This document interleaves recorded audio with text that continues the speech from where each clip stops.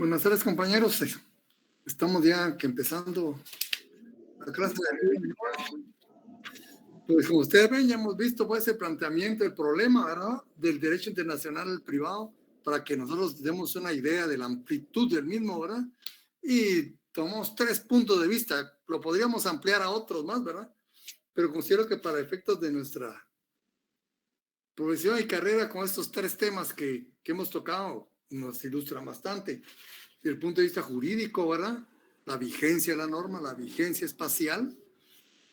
Desde el punto de vista sociológico, ¿verdad?, los valores, cómo vamos formando, que es imposible que tanto los países, los estados, vivan aisladamente como las personas, ¿verdad? Ni los estados ni las personas pueden vivir aisladamente. Pero en esa relación, ¿verdad?, en esa necesidad de convivir,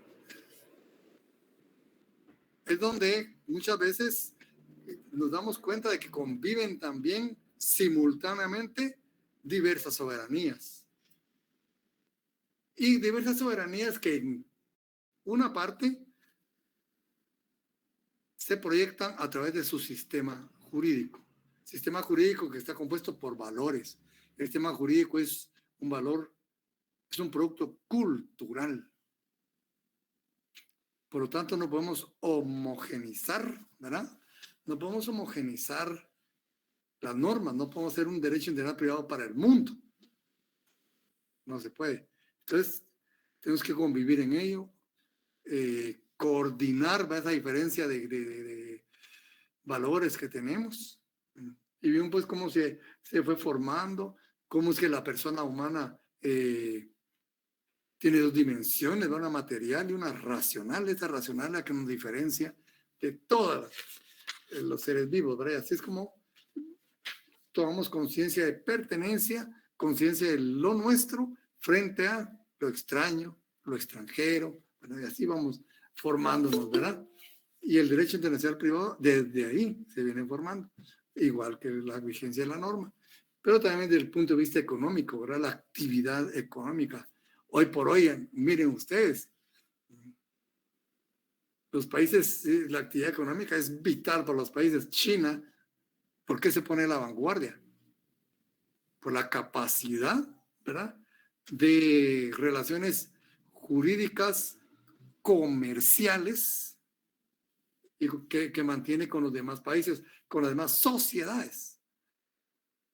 A nivel, y eso se llama a nivel de sociedad, no a nivel de estados, ¿verdad? La actividad mercantil, ¿verdad?, incluso hasta de el mercado invisible que le llaman, ¿verdad? Es enorme. Y a través de la actividad económica hay 3 manifestaciones que nos ubican en el ámbito internacional. La división internacional del trabajo, ¿verdad?, que se desarrolla dentro de esta actividad económica, porque ustedes saben que la economía también provoca relaciones laborales. Y hay relaciones laborales también en la actividad económica. Y muchas veces la actividad económica está concatenada a lo largo del planeta, ¿verdad? Nosotros proporcionamos materia prima, eso ya es parte de una actividad económica que va a tener transformación en otro país, puede tener transformación en otro, ¿verdad? Y una producción final en otro. Pero ahí también hay relaciones laborales, ¿verdad? ¿Bajo qué aspectos trabajo yo en esta parte de la producción? Obviamente, como trabajador me van a tener que pagar, o como patrono voy a tener que reconocer derechos laborales. Entonces, pero también esa relación de trabajo se da a nivel planetario, ¿verdad?, dentro de una actividad económica determinada. Aparte de ello, de las relaciones puramente laborales, también se da una división internacional de la producción. Hay división internacional del trabajo División Internacional de la Producción. ¿Cómo se caracteriza Guatemala a nivel internacional desde el punto de vista de la producción? Nosotros regularmente, pues, ¿verdad?, somos abastecedores de materia prima, controlada por cuotas internacionales, controlada por precios internacionales. Hay precios internacionales, el precio no lo ponemos nosotros, ni lo pone la oferta y la demanda. Esos son mitos que se dan en eso se llaman libertarios, ¿verdad?, que dicen que el comercio lo es todo. No, el comercio está controlado también. Y es una dictadura a nivel mundial que controla países, controla sociedades. Que fuera tal como, es igual que el comunismo, ¿verdad? El comunismo nos pinta un paraíso. Pero si vemos los puntos finales en los cuales las personas actúan por conciencia social, eso nunca se va a dar, eso es una utopía, ¿verdad? Igual es el otro extremo, el capitalismo liberal máximo. Actualmente dicen que en el mundo 6 familias controlan el mundo. Las familias son los grandes, ¿verdad?, comerciantes. Controlan las cuotas. Nosotros tenemos cuotas de azúcar, cuotas de café. Guatemala no puede dedicarse totalmente, ¿verdad?, a la producción de caña. Y bueno, somos los mayores productores del mundo de caña. No podemos. Nos controlan hasta dónde podemos producir y debemos producir. Como quien dice, nos tienen medidos, ¿verdad? Y el precio también no lo pone la oferta ni la demanda, lo ponen las grandes transnacionales, las grandes familias, ¿verdad?, ricas del mundo. Ahí está una familia, la familia más rica del mundo. Dicen que todas las transacciones, ¿sí?, y solo imaginen ustedes cantidad de dinero tiene esta familia. Todas las transacciones mundiales de monedas, euros y dólares y todo, pasan por esa familia que tiene 3 ramas, una en Francia, otra en Alemania y otra en el Reino Unido. El papá de ellos los dividió, los puso en, como dice, cabezas de puerto. Y la beta madre que encontraron, ¿verdad?, la beta madre que encontraron en el hacerse rico en los negocios fue prestarle a los estados. Financiaron la Revolución Francesa, financiaron las guerras mundiales. Imagínense cuánto dinero acumulan esa familia. ¿Y ustedes creen que esa familia va a arriesgarse, a decir, bueno, voy a producir eso, y si me compran, pues qué bueno, si no voy a quebrar y vamos a hacer como? No, esa gente no, nunca va a hacer eso. Pues. Entonces, como ven, el comunismo a ultranza y el capitalismo liberal a ultranza topan con unas utopías, ¿verdad? Topan con utopías. Entonces, ¿qué papel jugamos nosotros en la División Internacional de la Producción? ¿Qué papel jugamos nosotros? ¿Qué producimos? ¿Cómo está nuestra balanza de pagos? ¿Producimos más de lo que compramos o compramos más de lo que producimos y estamos endeudados? Podremos salir de ese círculo vicioso. Y si le sumamos la corrupción y si le sumamos todas las desventajas que contamos como sociedad, podemos ver.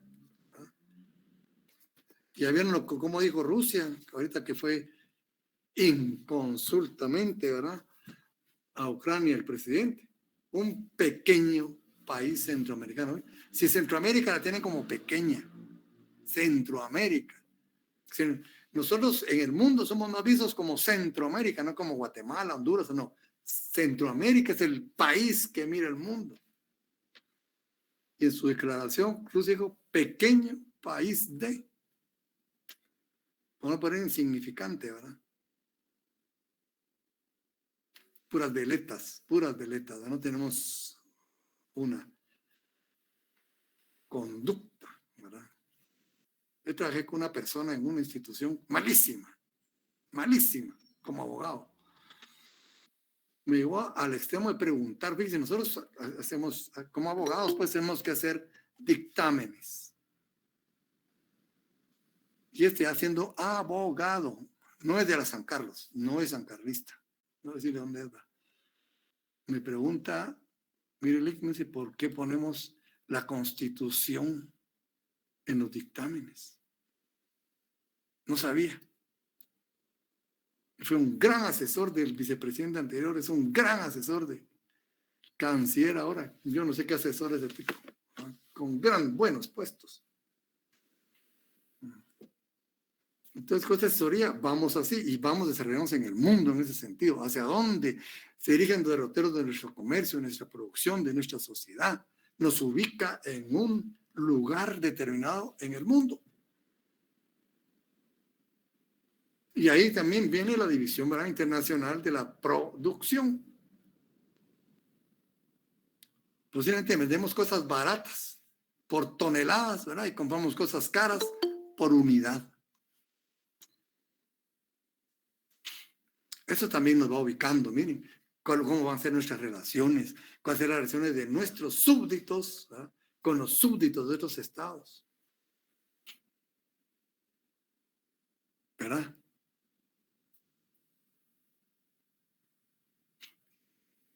Esta es otra división e influye en el derecho internacional privado. Cómo son nuestras relaciones comerciales, no con otros países, con personas individuales de otros países. Los que venden automóviles, electrodomésticos, la tecnología para electricidad, la tecnología digital, los últimos avances farmacéuticos. Miren ustedes, para esto de la pandemia se vio claramente la división mundial. Con la pandemia del COVID, ¿cuánto le dedicó Guatemala a la investigación para crear una vacuna contra el COVID? Solo se cruzó de brazos, esperó que otros, ¿verdad?, dijeran, bueno, ya así. ¿Quiénes se dieron a la tarea? Inglaterra, Francia, Suiza, Estados Unidos. La India también se metió, ¿verdad?, que tiene potencial enorme por la cantidad de gente.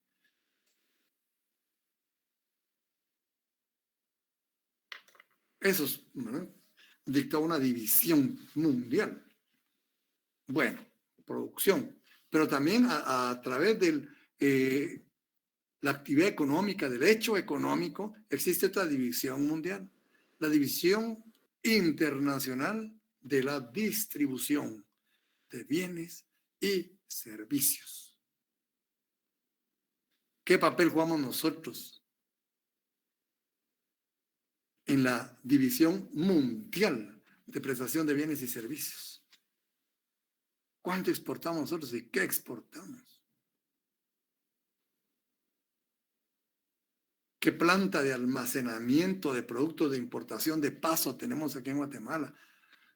Como la zona de libre comercio de Panamá, por decirles algo. Almacenes generales de depósito. Todo eso también nos va ubicando y va poniendo en relieve la aplicación del derecho internacional privado. Todo esto nos provoca relaciones jurídicas entre personas privadas de diferentes países o que pertenecen a diferentes sistemas jurídicos.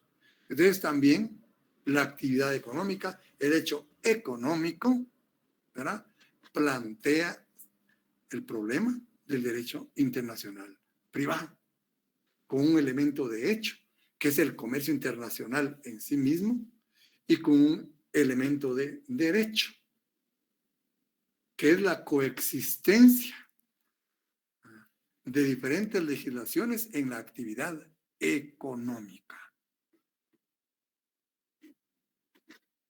¿Ven? Entonces el derecho internacional privado no existe solo para existir. Como ven, tiene su razón de ser, ¿verdad? También analizamos lo que son las diferentes definiciones de derecho internacional privado. El rasgo principal, medular, de las definiciones es el elemento extranjero.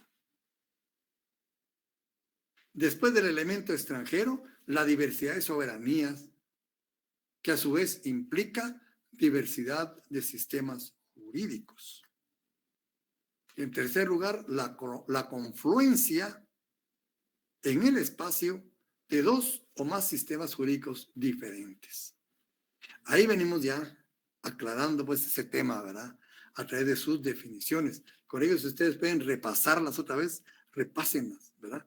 Y si pueden encontrar otras definiciones, analícenlas. Yo, por ejemplo, tengo más de 40 autores, ¿verdad?, a disposición, pero y todos, como ven, los que vimos nosotros, dicen cuestiones importantes, porque estas son personas estudiosas que se han dedicado al estudio del derecho y sus definiciones, sus observaciones son muy valederas, ¿verdad? Y enriquecen mucho. Entonces, esas son cuestiones que hemos ido resaltando, ¿verdad? Su naturaleza, aterrizamos ya con el doctor Larios, ¿verdad? Que para él, pues, dice que es una rama del derecho internacional en general. Pero algo muy importante, es una rama autónoma del derecho. Como le digo, hasta hace no mucho se le veía como parte del derecho, como una rama del derecho internacional público. Pero vemos que son muy diferentes, ya lo estamos viendo, ¿verdad? Son muy diferentes. Entonces, como primos, ¿verdad ustedes? El derecho internacional privado, pues, es una rama del derecho internacional en general. Es autónoma. Tiene sus propios principios, sus propias reglas, sus propias fuentes, sus propias normas. Básicamente, mire, básicamente, no estoy diciendo únicamente, básicamente las normas de conflicto o norma de derecho internacional privado. Este derecho ha sido un dolor de cabeza para muchos, ¿verdad? Para muchos. Porque sí es muy complicado, pues, en el sentido de que no tiene una situación químicamente pura, indiscutible, cierta, ¿verdad? Porque dijimos que puede ser público, pero puede ser privado, ¿verdad? Puede ser derecho, pero no es impero atributivo, como las normas de derecho que hemos ido viendo, ¿verdad? Entonces dice aquí que es internacional por el medio en que se desenvuelve, ¿verdad? Por el medio, pero desde el punto de vista normal, formal, o sea, de su normativa, es básicamente, predominantemente un derecho interno, estatal. Nosotros vimos, pues ya tenemos, entre otras, ¿verdad?, nuestras propias reglas de derecho internacional privado internas, ¿verdad? En la ley del organismo judicial. Pero es internacional, ¿verdad? Por el medio. ¿Por qué? Porque siempre está el elemento extranjero, por eso es internacional. Pero desde el punto de vista formal, es interno, ¿verdad? ¿Y por qué es privado? Porque es con relación a los intereses de los sujetos que intervienen en esa relación. ¿Y cuál es el interés de los sujetos que intervienen en esa relación? Es un interés privado, ¿verdad? Puede ser de carácter civil, de carácter notarial, de carácter laboral, de carácter penal. Pero ahí no está el Estado interesado, no, esa es la persona privada. Por eso es privado. ¿Verdad? Y su intención es regular la vida internacional de las personas individuales. De ahí pues ya vemos, y como planteamos, en el planteamiento jurídico del derecho, se ocupa de 3 temas o problemas fundamentales. El de la nacionalidad, el de la condición jurídica de los extranjeros y el del conflicto de leyes en el espacio. Ahí abarca pues todo lo que el derecho internacional privado atiende, ¿verdad? El problema de la nacionalidad, ¿por qué? Porque a raíz de ese vínculo, como le dije, solo vamos a dejarlo en jurídico político, pero es más amplio, ¿verdad? Pero dejémoslo para mentes ahí. Ese vínculo jurídico político entre una persona y un estado determinado, ¿verdad?, crea un conjunto de derechos y deberes y un estatus. Y a raíz de ese vínculo existen 2 clases de personas: las nacionales y los extranjeros o no nacionales. Entonces yo tengo un estatus como nacional. Ese estatus va a implicar también para mí un cúmulo de derechos y obligaciones frente al Estado, en este caso para nosotros, frente a Guatemala, nada más. Frente a Guatemala.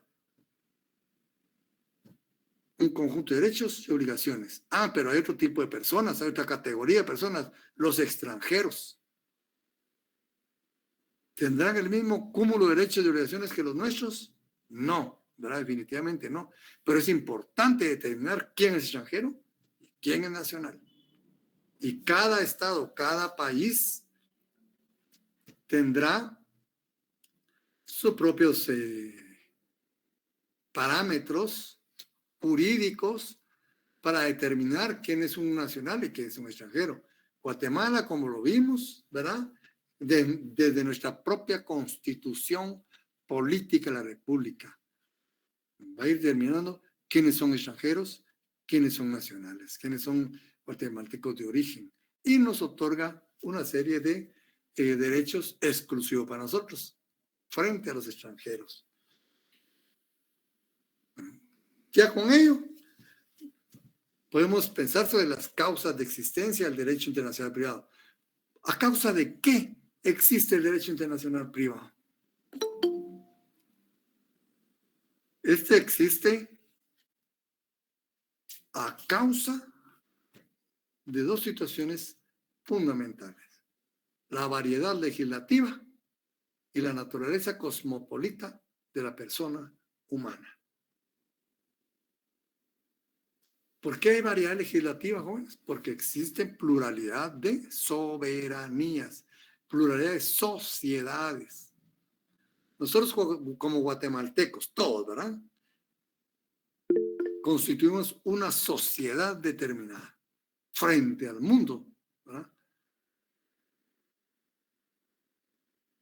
Nosotros los chinos todos los vemos iguales, ¿verdad? Y para nosotros los chinos, chino, ¿verdad? Tal vez entre ellos hay muchas diferencias, hay muchas etnias, muchos idiomas autóctonos.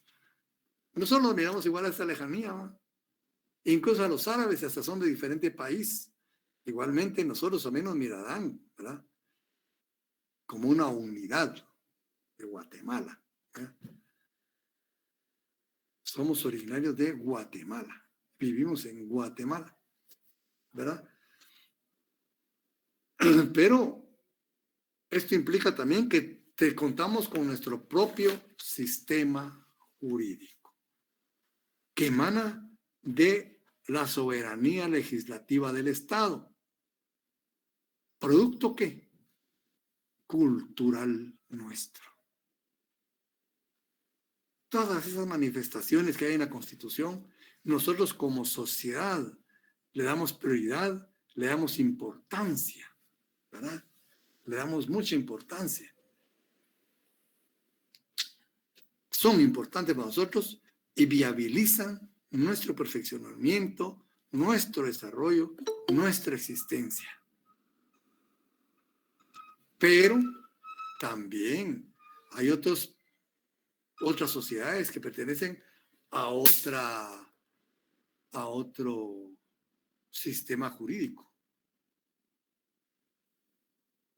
Pero, ¿verdad? Que también es producto de su propia cultura, que en muchas oportunidades nosotros no vamos a comprender, ni siquiera vamos a compartir, pero para ellos sí. Y esa es la variedad legislativa, el hecho de su vigencia. En principio, toda norma jurídica se hace para ser aplicada en un espacio determinado. Ese espacio natural, ese espacio normal de aplicación, lo constituye el territorio del Estado. El territorio del Estado. Pero ya vimos esto, que en determinadas ocasiones estas normas pueden ser aplicadas en otro país, o contrario, censo, normas de otro país pueden ser aplicadas acá, y de hecho se aplican a diario, porque hay variedad legislativa, y esto activa al derecho internacional privado. Pero la otra causa fundamental de variedad legislativa es la naturaleza cosmopolita de la persona humana. Habiendo variedad legislativa y viendo que la persona humana muchas veces tiene, por necesidad o por vocación, ¿verdad?, abandona el lugar donde nació y donde es originario y se traslada a otro lugar. Y así otras personas de otros países vienen acá. Estas dos situaciones son las causas del derecho internacional privado: la variedad legislativa y la naturaleza cosmopolita de la persona humana. Bueno, entonces ahí ya vemos que de hecho debe existir el derecho internacional privado. Hay necesidad de que exista. Sin el derecho internacional privado, la sociedad mundial no sería tal cual, posiblemente ni existiera, ¿verdad? El derecho internacional privado es que ha viabilizado esa existencia. Entonces, el derecho internacional privado desde aquí, puedes ver que tiene su propia finalidad. ¿Cuál será la finalidad del derecho internacional privado? Es la de señalar, guiar, indicar a qué ordenamiento jurídico debemos dirigirnos para resolver el aparente conflicto de leyes en el espacio. Por lo tanto, no trata de homogeneizar los sistemas jurídicos, sino bien trata de armonizarlos sobre la base de el respeto a la soberanía de los estados y la solución justa. La solución justa, fíjense, es la única que vale en el derecho internacional privado. No hay ningún otro tipo de solución. La solución justa. Nosotros que sabemos derecho, como le digo, ya en una maestría, un doctorado, y aquí ya nos metemos a teoría de la justicia, filosofía del derecho, para profundizar sobre este tema, ¿verdad? Y abrimos otra vertiente de discusión. Aquí conformémonos con quedarnos acá, ¿verdad? Y veamos pues qué es lo que aspira el derecho internacional privado. Entonces su fin primordial es guiar, ¿verdad?, indicar, señalar, pero no resuelve. Si usted quiere saber, dice el derecho internacional privado, si usted quiere saber si el señor X, que es extranjero, es capaz, dice el derecho internacional privado, yo no le voy a decir si es capaz o no, pero le voy a decir dónde puede usted abocarse para averiguar si lo es o no. Y a donde yo lo dirijo es a su ley personal. Vaya a su ley personal y ahí va a encontrar la respuesta. Esa es la labor del derecho internacional privado, ¿verdad?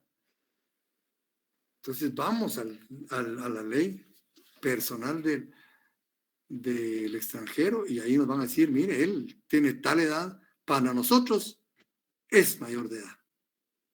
Para nosotros no es mayor de edad, ¿verdad? No nos importa la edad a nosotros. Nos importa su situación jurídica que guarda en el sistema jurídico de su situación personal.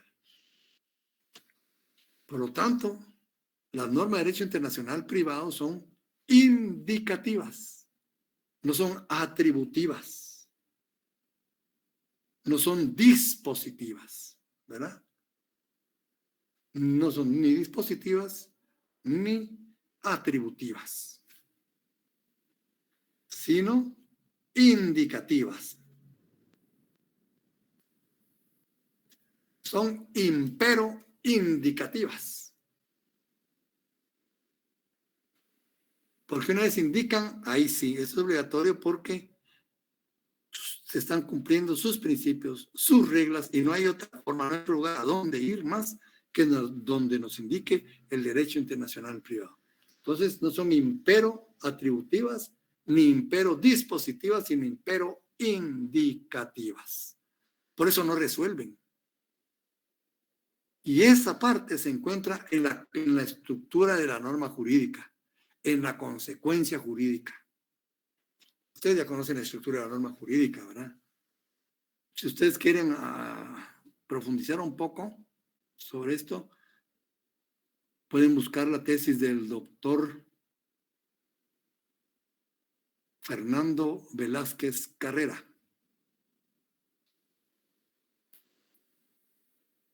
Fernando Velázquez Carrera. Ay, no, ahorita no me recuerdo el título, pero es una comparación del pensamiento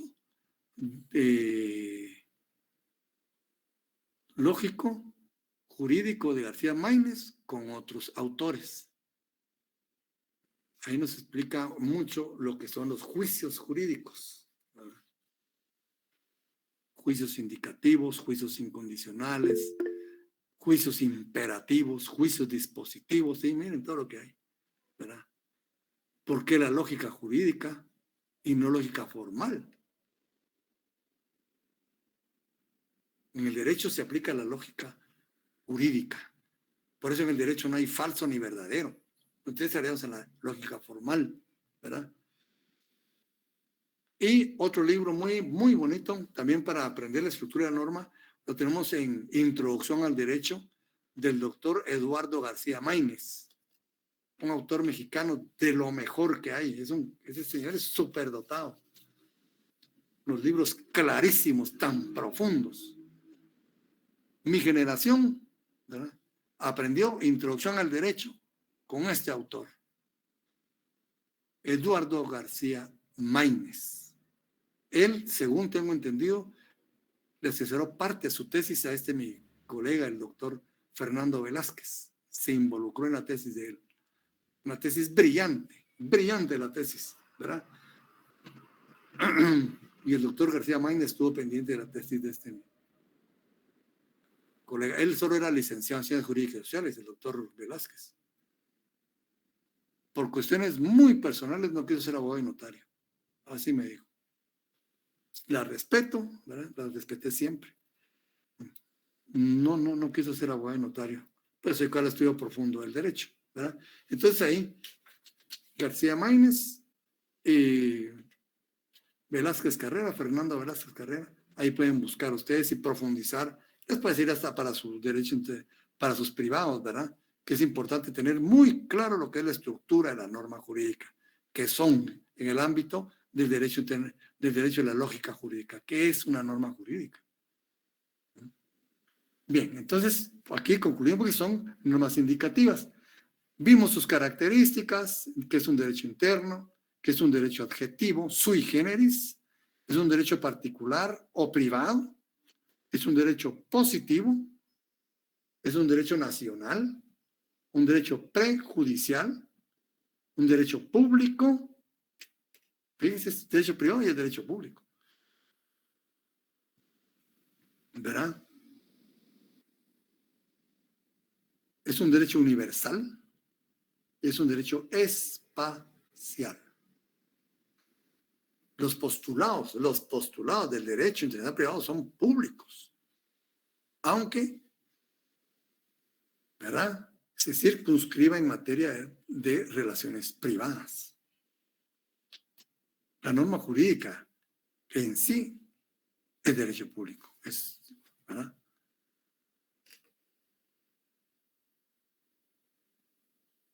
Bueno, y es un derecho espacial.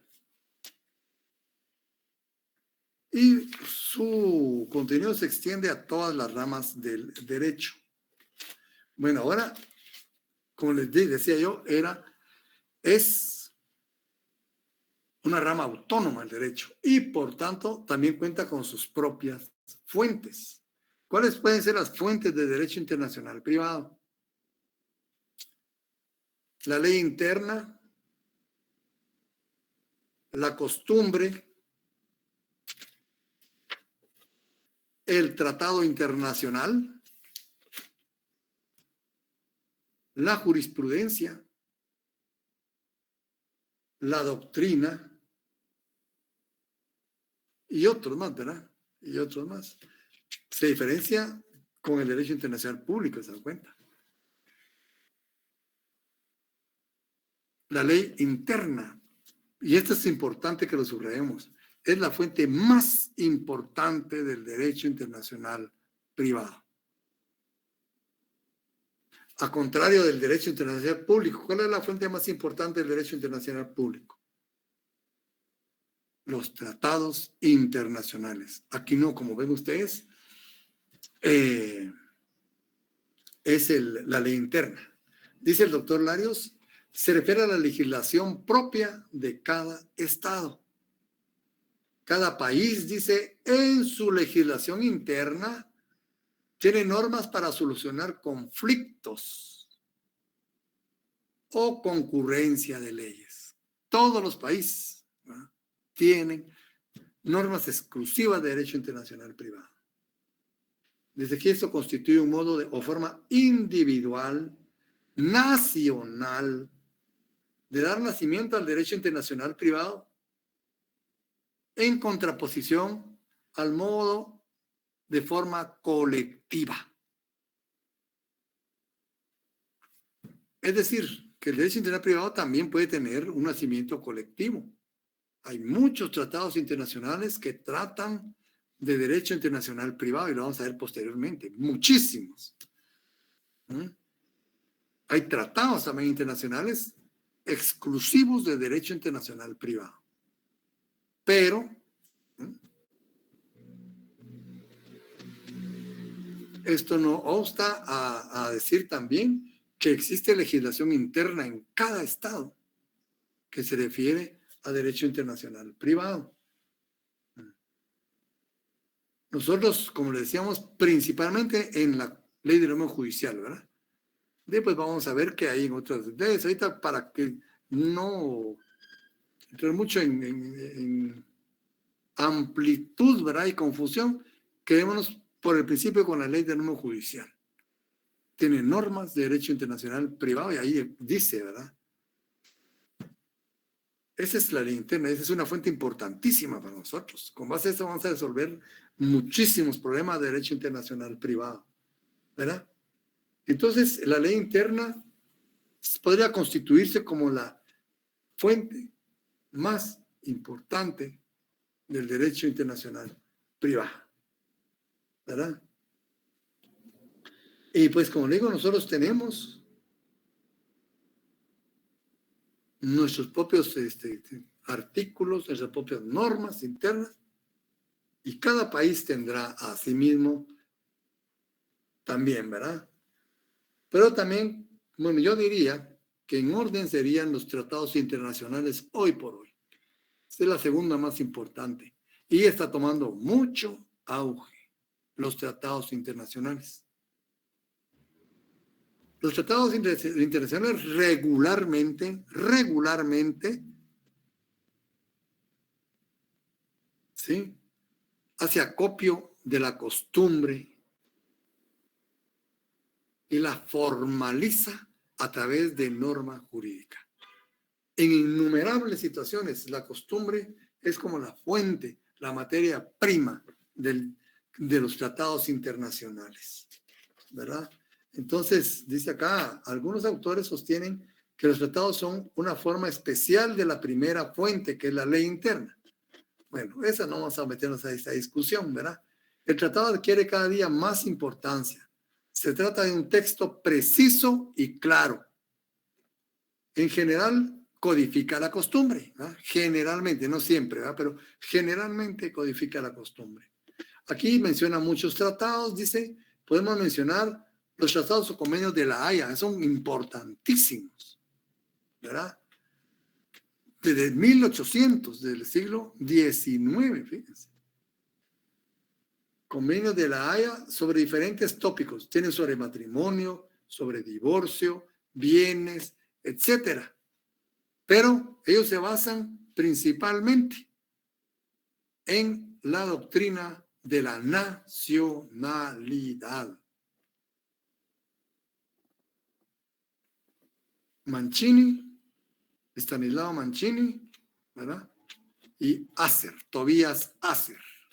Son los padres aunque hay muchísimos muy buenos, ¿verdad? Pero vamos al hecho de que ellos, aparte de ser unos científicos del derecho, fueron los principales propulsores de las conferencias de la Haya, ¿verdad? A ellos se les debe mucho el hecho de que se han celebrado estos congresos, ¿verdad? Donde nace el derecho internacional privado europeo.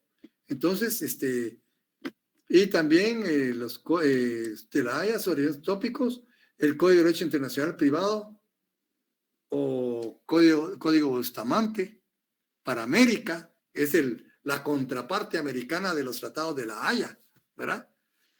Pero esta se basa en la teoría o corriente del domicilio. Ahí viene la contradicción, miren. Europa, la nacionalidad. América, principalmente, ¿verdad? El domicilio. No es homogéneo, pero podemos decir generalmente América, el domicilio. El Código Bustamante, con el Código Bustamante a la cabeza, ¿verdad? Están los tratados o convenios de Montevideo, importantísimos también, más antiguos que el de Bustamante. El de Bustamante es del siglo XX, ¿verdad? Primeros años del siglo XX, primeras décadas. Los de convenios de Montevideo, de 1800, muy buenos también, muy, muy buenos, ¿verdad? Tienen aplicación tanto con el Código Bustamante en el Cono Sur. Yo me acuerdo que México estuvo un tiempo, o todavía está, por una parte de estos convenios de Montevideo, en algunos aspectos, ¿verdad? Son muy buenos también. Entonces, tenemos esos como tratados, ¿verdad? De derecho internacional privado, Convención Interamericana sobre el régimen legal de poderes, fíjense, mandatos para ser utilizados en el extranjero, Convención Interamericana sobre exhortos y cartas rogatorias, Convención Interamericana sobre recepción de pruebas, fíjense, para pruebas en el extranjero, también convenios interamericanos sobre el conflicto de leyes en materia de letras de cambio, pagarés y facturas. Convenios sobre el consentimiento para el matrimonio, edad mínima para contraer matrimonio, registro de matrimonios, convenios sobre propiedad intelectual. Miren ustedes. Y tenemos también de la apostilla, ¿verdad? El convenio supresión de exigencia de revisión de documentos extranjeros sobre documentos provenientes del extranjero, ¿verdad? Ven, son cantidades. Y mencionamos unos cuantos, ¿verdad? Hay más. También otra fuente importante es la costumbre.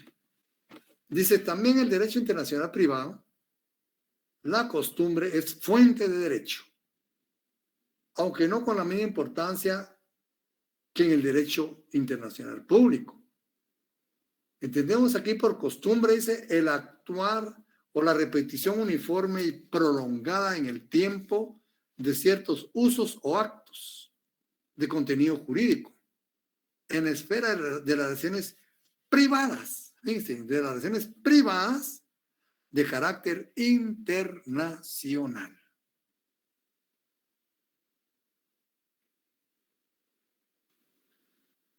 Es de aplicación constante, de su aplicación constante nacieron varios principios. Fíjense, de la costumbre nacen principios.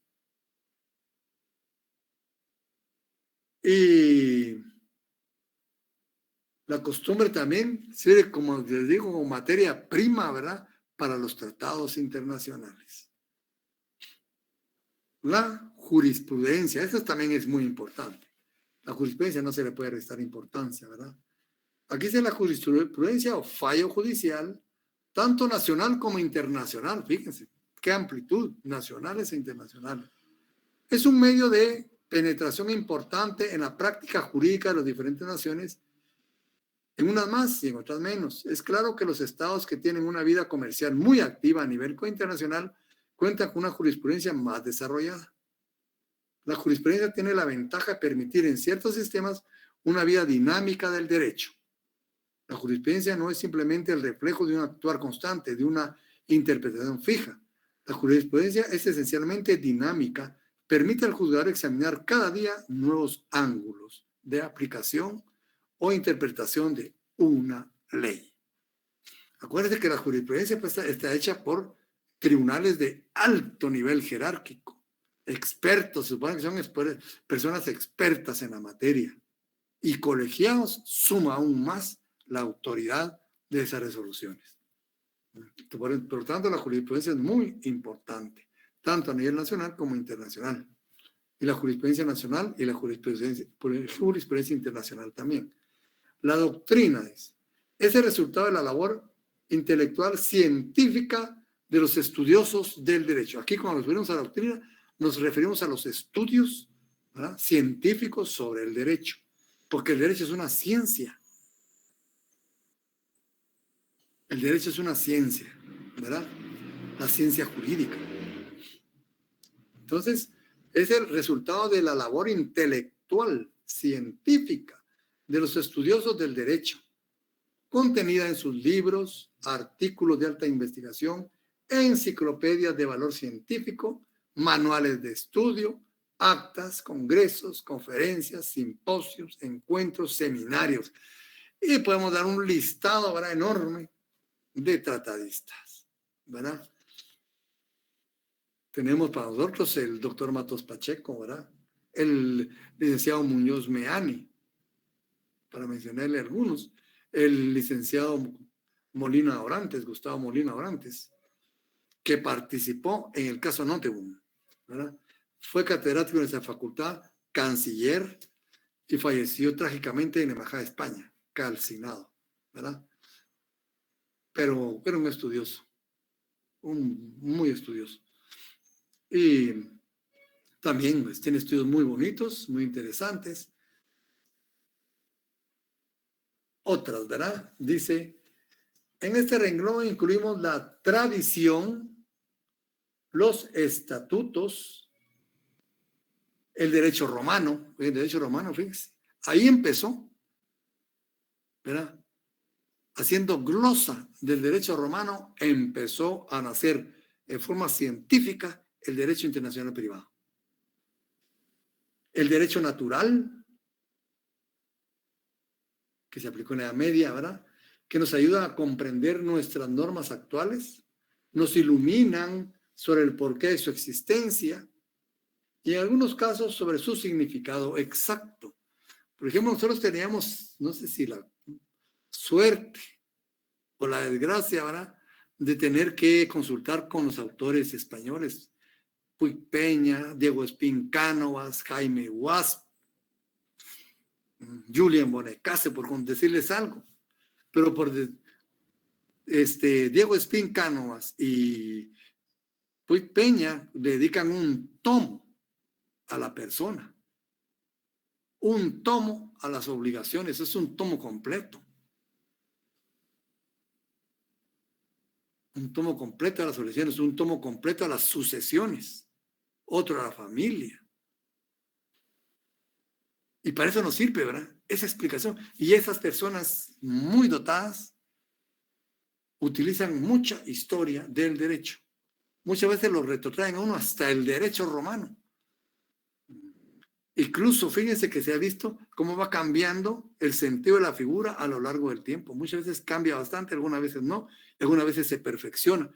Pero eso hay que irlo viendo desde que se ven sus inicios. Y el estudio del derecho romano sirve mucho para ello, ¿verdad? El uso que de ella se hace en nuestra materia es sobre todo como puntos de referencia ilustrativos de situaciones. Bueno, entonces, todo esto es importante para el derecho internacional privado. Pero el derecho internacional privado, como ustedes ven, no es una isla, no es una isla dentro de las diferentes ramas del derecho. Como sabemos nosotros, el derecho es uno. Y filosóficamente hablando también, ¿verdad? Ya en filosofía, pues ya es una sola unidad que da elementos para el ejercicio del razonamiento intelectual. Y pues el derecho internacional privado se relaciona con muchas ramas del derecho. Y aquí hablando con el doctor Larios, ¿verdad? Le dije, mire, el doctor hace falta algo importante en su libro, el derecho constitucional, porque solo con el derecho ordinario lo relacionan, pero el derecho internacional privado también se relaciona con el derecho constitucional. ¿Por qué? ¿Por qué podemos asegurar que se relaciona con el derecho constitucional? En primer lugar, y vamos a... El derecho constitucional recoge, ¿verdad?, la organización básica del Estado. ¿Y dónde nos envolvemos nosotros? En el Estado, en una organización jurídico, política, social, económica. Y toda esa organización tiene su base en la Constitución Política de la República. También en la Constitución se establecen los valores supremos de una sociedad. Esos valores no pueden ser violentados, no pueden ser violados. Incluso nuestras propias normas establecen un principio que se llama hermetismo del orden público. Imaginen ustedes, hermetismo del orden público, que reza así este principio. No tienen validez ni efecto alguno, fíjense, ni validez ni efecto alguno. En la República de Guatemala, las leyes, disposiciones y sentencias de otros países, así como documentos o disposiciones particulares provenientes del extranjero, si menoscaban la soberanía nacional, contradicen la Constitución política de la República, ahí hay uno, mira, otra relación con el derecho constitucional, ahí hay una relación directa, o contravienen el orden público. Fíjese, esa es una relación, ¿verdad?, que ninguna disposición, manifestación o resolución o normativa puede... Sí, Marcel Uriza. Licenciado, buena tarde, perdone, licenciado, fíjese que yo me estoy aunando a esta subclase porque estoy saliendo de COVID, una semana no lo escuché, porque no quería saber nada, ¿verdad? Entonces, eso que usted está hablando se está refiriendo, y es cierto, en la Constitución, en el artículo 46, en el 175 y en el 204, ahí está fijado netamente lo que se está diciendo, licenciado, que ninguna norma puede ser superior a la Constitución. Los tratados y convenios internacionales, por ejemplo, 46, se establece el principio general de que en materia de derechos humanos los tratados y convenios aceptados y ratificados por la sociedad tienen preeminencia sobre el derecho interno, pero dice preeminencia del derecho internacional. Y de ahí nos vamos al 175 constitucional. Ninguna ley podrá contrariar las disposiciones de la Constitución. Las leyes que violen o tergiversen los mandatos constitucionales son nulas ipso iuri. Sí, así y es. También está el 204, ¿verdad, Lick? pero se refieren ahí se refieren a los tribunales de justicia, ¿ven? En las Correcto, pero resoluciones sí. y sentencias. Ajá, Deben de basarse en el derecho internacional, derecho interno y en la Constitución de la República de Guatemala. así es. Tiene razón, compañero, estamos bien, ¿verdad? Lo que dice el compañero tiene razón, que el artículo 46 ha sido tema de mucha discusión, ¿verdad? Pero se llegó a la conclusión de que cuando hablamos de derecho interno, estamos hablando del derecho ordinario, ¿verdad? El derecho constitucional obviamente es superior. Entonces ningún tratado puede ir sobre la Constitución, ¿verdad? Equiparado con la Constitución, sí, ¿verdad? Pero no sobre con la Constitución. Esta es otra observación muy importante. Y el artículo 75 y el 204, ¿verdad? Hablan lo que en doctrina se le llama el principio de legalidad, ¿verdad? El principio de legalidad, que establece pues que la Constitución de legalidad o primacía constitucional, ¿verdad? El principio de legalidad o primacía constitucional. Como ustedes hayan leído, bueno, ustedes ya ganaron derecho constitucional, ¿verdad? Ahí nos habla de ese principio. Y el compañero acertadamente, pues, resaltó estos dos artículos que contienen ese principio, ¿verdad? De legalidad o supremacía constitucional. Ahí también hay relación directa con el derecho internacional privado, ¿verdad? Con el derecho internacional privado. No pueden contradecirla. Ninguna actividad interna de persona particular puede menoscabar nuestros valores ni nuestro sistema jurídico, ¿verdad? Entonces, dentro de la Constitución, pues, dentro de lo que dijo el compañero, encontramos, ¿verdad? Estas cuestiones muy puntuales, ¿verdad? Y hay otras cuestiones que tienen que ver con la nacionalidad, ¿verdad? Con la nacionalidad. Por ejemplo, el derecho de petición política, ¿verdad? Que está reservada única y exclusivamente a nosotros como guatemaltecos, ¿verdad? El derecho de petición en materia política, ¿verdad?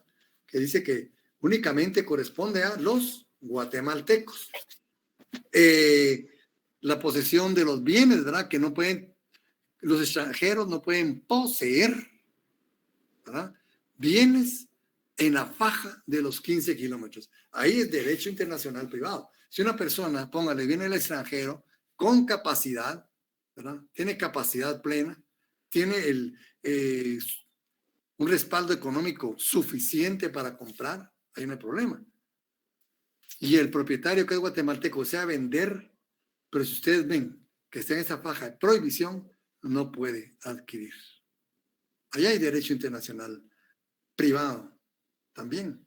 Y obviamente en el artículo 144, ¿verdad? Constitucional, dice nacionalidad guatemalteca. ¿Quiénes son nacionales? Aquí es donde nuestra ley dice quiénes podemos considerarnos nacionales de origen. Es solo para darles un ejemplo somero, ¿verdad? De la relación tan directa que tiene el derecho internacional privado con la Constitución. En primer lugar, ninguna disposición particular podrá contradecir nuestra Constitución Política de la República, ni nuestra moral, ni nuestros valores. Ahí hay límite al derecho internacional privado. Él le crea límites, ¿verdad? Al derecho internacional privado. ¿Hasta dónde no puede pasar? Entonces, sí hay relación, ¿verdad? Con el derecho constitucional, los valores supremos, la organización básica del Estado y el ejercicio del poder. Y la nacionalidad, ese vínculo, ¿verdad? Jurídico-político, pues también es económico, también es político, también es afectivo, psicológico. Imagínense, es un vínculo profundo, profundo. ¿Verdad? Y estos términos se ampliaron con un caso que Guatemala litigó en el ámbito internacional, que sustentó doctrina, sustentó jurisprudencia y nuevos principios a lo que es la nacionalidad en el mundo. Este caso se estudia a nivel mundial, el caso Nottebohm, note, ¿verdad? Presentó bases para determinar cómo puede, ¿verdad?, establecerse una nacionalidad y evitar el fraude de ley. Ahí, en este caso, como le digo, estuvo involucrado también el doctor Molina Orantes, que les contaba anteriormente, ¿verdad? Por parte de los abogados, ¿verdad?, de ese caso. Caso antiquísimo, ¿verdad? No tan antiguo, pero sí es por lo menos más viejo que yo. No había nacido yo cuando estaba dilucidando ese tema. Pero muy importante, ¿va? Dejó sentada mucha experiencia a nivel internacional y Guatemala ganó el caso. Le ganó el caso a Liechtenstein. Bueno, entonces también el derecho civil. El derecho civil tiene relación con el derecho internacional privado. Tan es así que en un principio, que en una determinada época, se le denominó al derecho internacional privado derecho civil internacional privado. Se consideraba que era ¿verdad?, que la relación solo con el derecho civil, ¿verdad? Y así se le conocía, ¿verdad? Y entonces hay mucha materia ahí, toda la materia de derecho civil va involucrada en el derecho internacional. Las personas, los bienes, la familia, las sucesiones, la contratación, la forma de los contratos, todo tiene relación con el derecho internacional privado, ¿verdad? La capacidad. El derecho penal, aquí se ha considerado, y eso lo vamos a discutir después, vamos a ver que no es 100% cierto, pero se tiene, en principio, que la norma penal es de naturaleza esencialmente territorial. Es decir, se aplica a todos los que se encuentren en el territorio nacional. Fíjense. Es decir, ¿verdad?, si alguien priva de la vida a otra persona, estará cometiendo un delito. Claro que sí, ¿verdad? El delito de homicidio. Y si este homicidio aquí en Guatemala lo realiza un guatemalteco, delito de homicidio, con sus consecuencias, con sus agravantes, con sus atenuantes, ¿verdad?, atendiendo a la persona, ¿verdad?, no a su nacionalidad. Y si ese mismo delito lo comete un estadounidense aquí en Guatemala, ¿qué sucede? ¿Cambiará el delito? No será el mismo, obviamente será el mismo, y se le juzgará, ¿verdad?, con la misma situación, con los mismos agravantes si los hizo, con los mismos atenuantes si los hizo, viendo todas las circunstancias del mismo.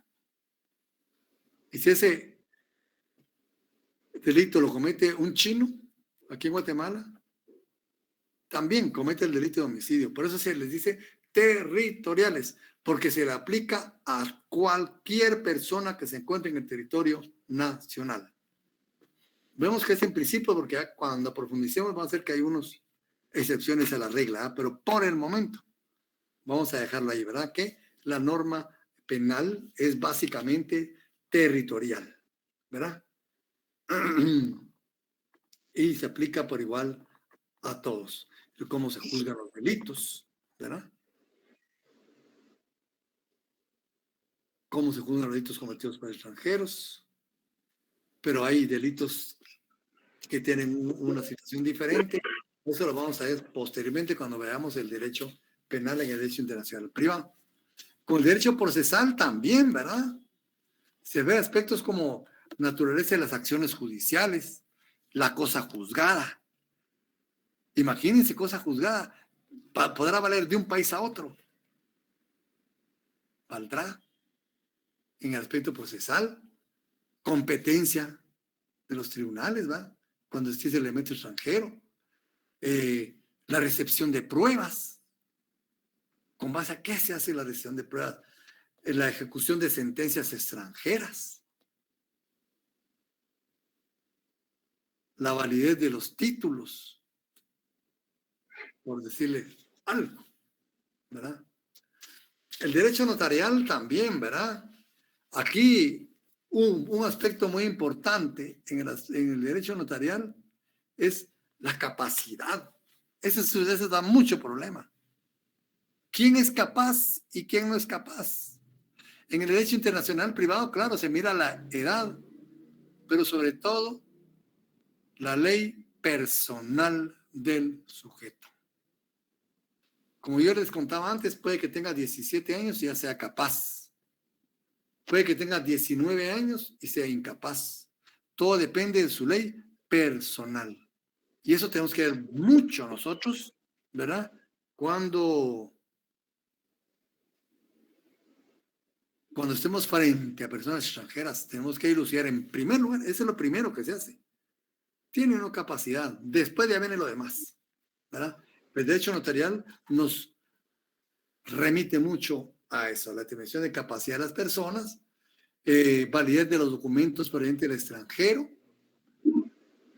validez de los documentos extendidos por registros públicos en el extranjero, ¿cuánto valen para nosotros? ¿Verdad? Los documentos públicos extendidos por registros de otros países. Requisitos para que los documentos adquieran plena validez frente a nosotros como notarios. ¿Qué fuerza probatoria tienen? Si hay exigencias de protocolización o no. ¿Qué forma le vamos a dar a los contratos si dos extranjeros viajan con usted y quieren contratar? Si son de diferente país, ¿qué forma le vamos a dar? El derecho notarial, como ven, tiene relación muy directa con el derecho internacional privado. Y el derecho laboral, aquí nosotros hemos visto, ¿verdad? Principalmente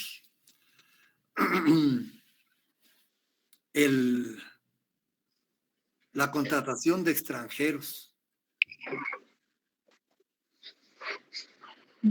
¿Quién puede comunicar con Hans Maldonado? Si puede apagar su micrófono. Hans Maldonado Müller. Gracias. Entonces, el derecho laboral, ¿verdad? ¿Quiénes pueden trabajar en Guatemala? ¿Será que un extranjero viene hoy y ya está trabajando mañana? ¿Podrá hacerlo?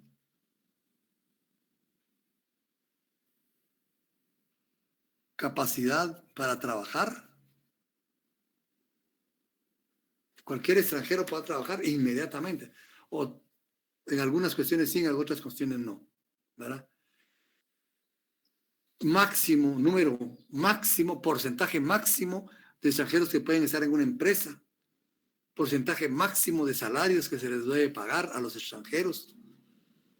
Pero también hay guatemaltecos contratados para trabajar en el extranjero. Y de hecho hay un programa fijo en el Ministerio de Relaciones Exteriores y Ministerio de Trabajo, perdón, donde se contratan guatemaltecos para trabajar en Canadá.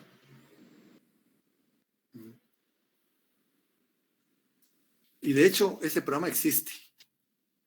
Hay corrupción, me dijeron, porque hay quienes piden cierta dávida para apuntarlos en la lista. ¿Va? Ustedes en todos lados se da eso, desgraciadamente. Y ha afectado mucho ese programa, muy bonito, pero se está afectando mucho por la corrupción. Les pagan bien, están un tiempo y tienen asegurado su retorno, ¿verdad? Su ida, porque sean en grupo a través de los funcionarios del Ministerio de Trabajo, la Dirección de Trabajo, ¿verdad? Y el Ministerio de Relaciones Exteriores. Como ven, también hay relación, ¿verdad? El derecho laboral, el pago en moneda, todo, etcétera. El derecho marítimo, eso no digamos, ¿verdad? Acuérdense ustedes que uno de los primeros ramas de la actividad económica de las personas es la marítima, en donde tiene muchos años frente a la aviación, es antiquísima, ¿verdad? Estos asuntos referentes a contratos de transporte, ¿verdad?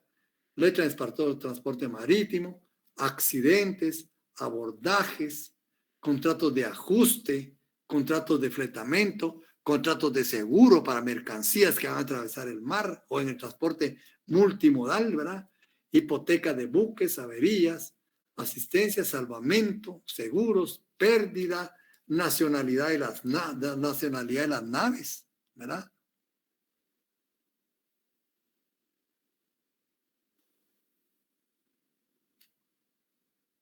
Nacionalidad de los buques. ¿Qué nacionalidad tienen? ¿Por qué creen ustedes que la marina mercante, la marina mercante más grande del mundo es panameña? ¿A qué se debe? ¿A qué se deberá?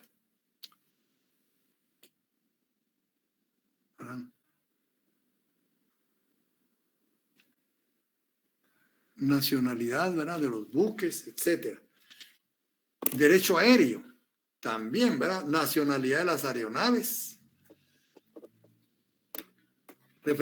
Cuestiones referentes a hipotecas aéreas, responsabilidad civil, ¿verdad? Por lesiones, por muerte, por averías, responsabilidad por atrasos en los vuelos, por daños o averías en el equipaje, pérdida, ¿verdad? Accidentes. Incluso, fíjense ustedes que pueden darse cuestiones de nacimientos. Y ya había tocado, mujeres que van, ¿verdad? Con avanzado estado de embarazo y les toca dar a luz en el aire. ¿Qué sucede? ¿Qué sucede ahí? Son cuestiones muy importantes que de hecho se han dado. Con el derecho espacial, fíjense ustedes, responsabilidad civil proveniente de la caída de objetos espaciales, y se ha dado, se han dado cuenta, en Rusia cayó uno, en China cayeron algunos elementos de un satélite, tornillos, cosas así.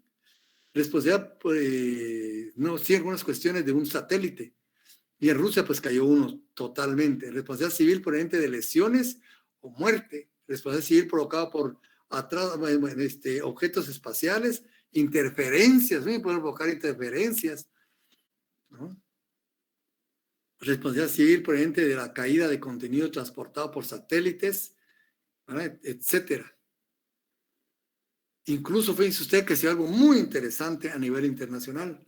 Estando en el espacio, un cosmonauta soviético lanzado por la Unión de Repúblicas Socialistas Soviéticas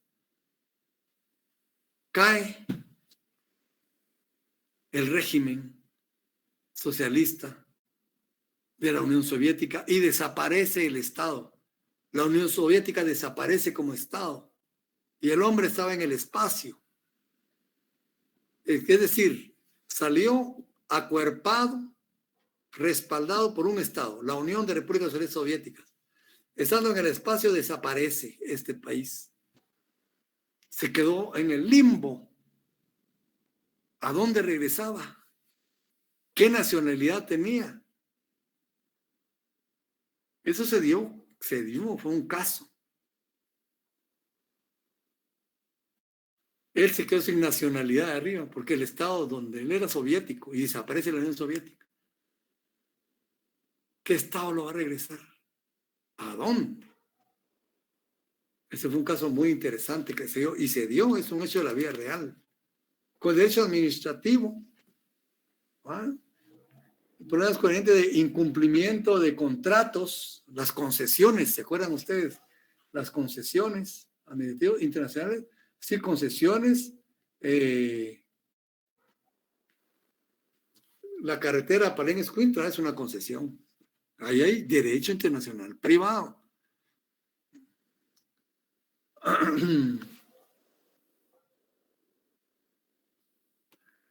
Con el derecho mercantil también es una relación muy, muy, muy importante. Eso lo voy a aprender aquí, se me está dando la batería.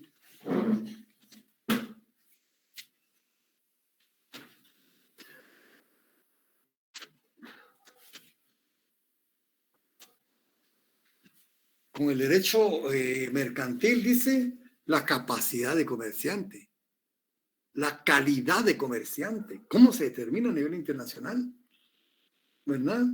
Los títulos de crédito, las quiebras, libros de contabilidad del aspecto mercantil, seguros, las hipotecas prendarias. Ven, hay bastante, ¿verdad? Y con el derecho internacional público. Con el derecho internacional público, dice que como son tan especiales, ¿verdad? Se ve de dos puntos de vista, sus semejanzas y sus diferencias. Las semejanzas, dice, ambos descansan en la comunidad jurídica internacional.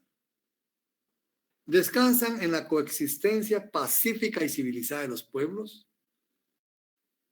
y en la búsqueda de la seguridad y certeza jurídicas. Ahí tienen similitud, ¿verdad? Coexistencia pacífica, ¿verdad? Civilizada de los pueblos, en la búsqueda de la seguridad y la certeza jurídica. Y las diferencias también, ¿verdad? Tienen una relación. Eso no lo tiene el libro del doctor Larios, yo se los voy a decir. Tienen una relación muy estrecha en una situación especial. Cuando a través de los tratados de derecho internacional privado. Porque los tratados de derecho internacional privado nacen, se perfeccionan, se crean, nacen dentro del derecho internacional público.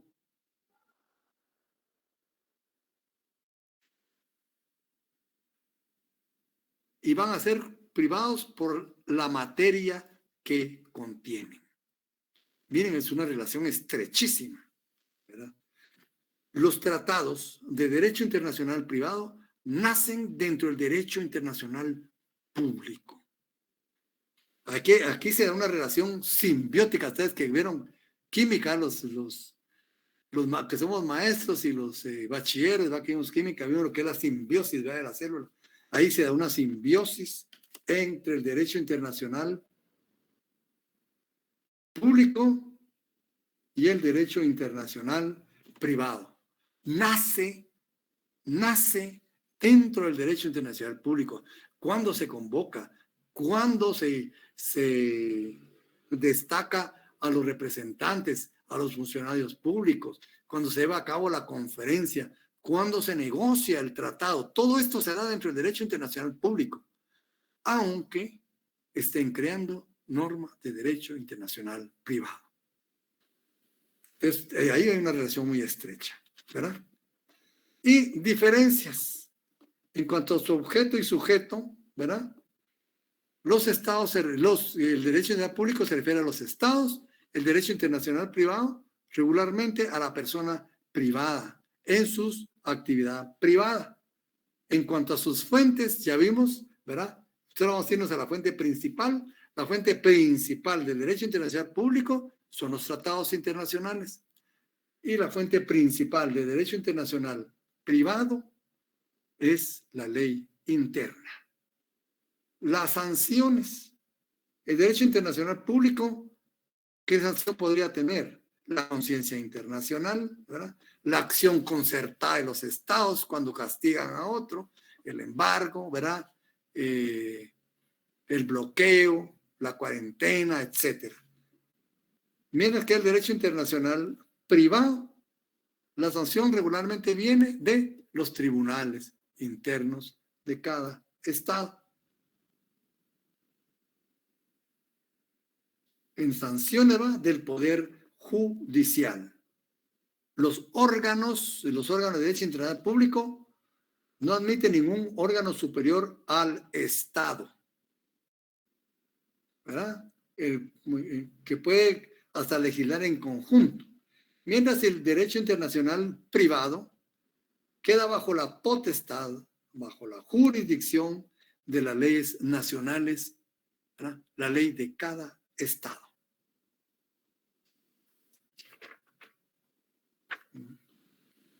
La utilidad, pues la utilidad ahí que no tiene mayor relevancia, ¿verdad?